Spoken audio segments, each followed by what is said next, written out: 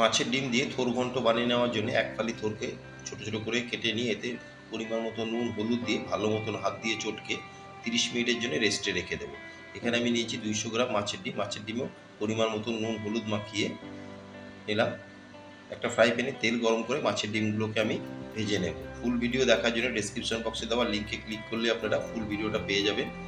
ভেজে নেওয়া মাছের ডিমগুলোকে একটা প্লেটে তুলে ওই তেলে আমি ফোড়নে দিয়ে দিলাম হাফ টেবিল চামচ সাদা জিরে আর একটা শুকনো লঙ্কা দিয়ে ফোড়নকে ভেজে নিয়ে ওতে দিয়ে দিলাম চটকে রাখা থোর দিয়ে ভালো মতো নেড়ে চেড়ে একটা কভার দিয়ে আমি 15 মিনিট রান্না করে নিলাম। 15 মিনিট পরে কভার তুলে ভালো মতন নেড়ে এতে দিয়ে দিলাম আমি মাছের ডিম।